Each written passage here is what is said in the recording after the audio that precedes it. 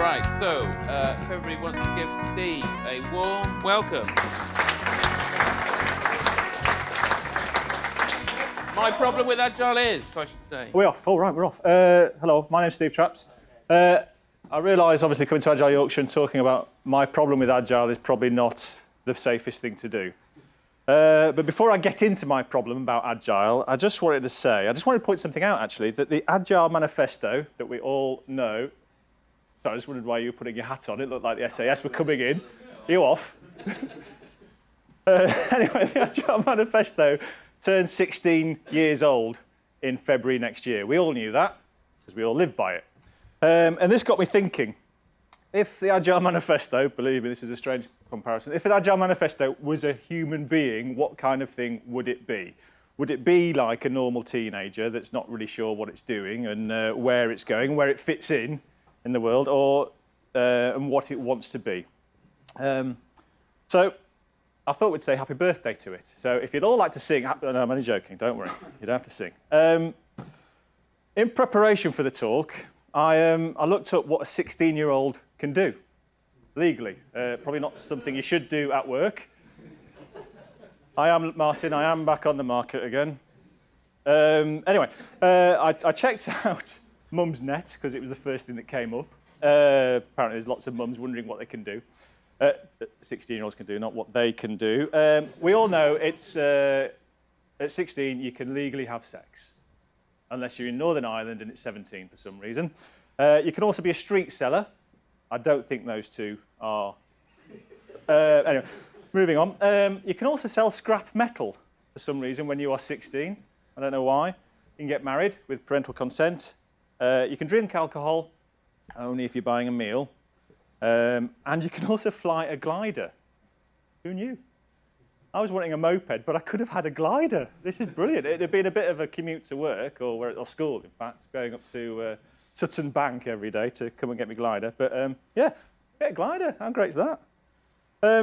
So anyway, I started looking at what other 16-year-olds, teenagers look like that we represent. So unlike other 16-year-olds, and by the way, here's the Agile overarching thing. We've got Kanban, Scrum, Cynefin for Ian, and XP, and fill in the rest if you got there. So anyway, unlike a 16-year-old and these lot, I think Agile, the manifesto, does know what it's trying to do, what it's trying to be, and it does know what it's trying to achieve. But people look to Agile to solve a problem that they've got.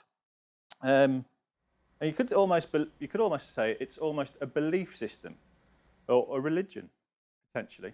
I mean, after all, we change people's beliefs, behaviours, what they do, what they thought previously, and we're trying to educate them. It has its ceremonies, its events, as it's now called.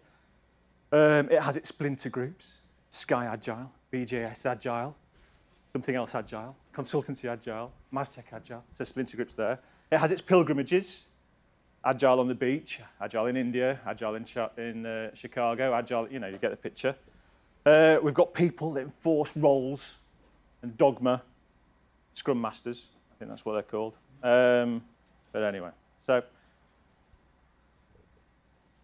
what is it that we are looking for when we're looking towards using Agile? I suppose as a CXO, a COO or whatever, you're looking to reduce the time to market. So you think Agile is going to help you do that.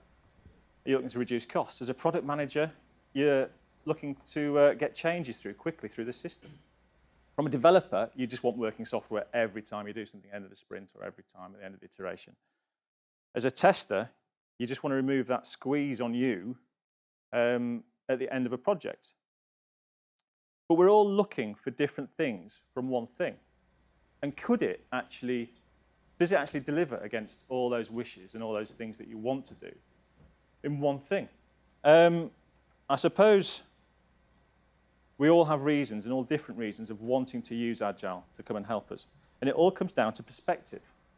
Now, if this has worked, I'm very clever. It probably hasn't worked. Now, if you're at the front, you're probably seeing Albert Einstein. If you're at the back, you're probably seeing Marilyn Monroe. No. Right. If you're way, way in the back, you're probably seeing Albert Monroe. Now, this is falling on its arse. The idea of this, I tell you what, all squint like that. Right, okay, yeah, right. You all look stupid as much as I look stupid now, so that's it. So if you squint at this, I should have tested that. If you squint at it, basically you see Marilyn Monroe. But it all comes down to a perspective. We could all say that we are part of Agile Yorkshire team, and we're all seeing different things from where we're sitting, in theory, and what we're looking at. Because where we're sitting now, you see something different in it, so you're coming with these different perspectives of what you want out of looking at that picture. If you're sitting at the front, you see Albert Einstein. If you're sitting right, that doesn't work either. So basically, this is a great line, next one. If you don't see what you're expecting to see, Marilyn Monroe at the back, you start losing the value of it.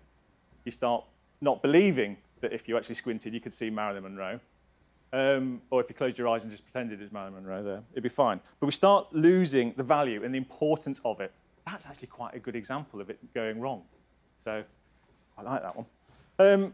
And that's my problem with Agile, is that depending on where you're coming from, you're looking for different things. You're looking for different perspectives that's close to you.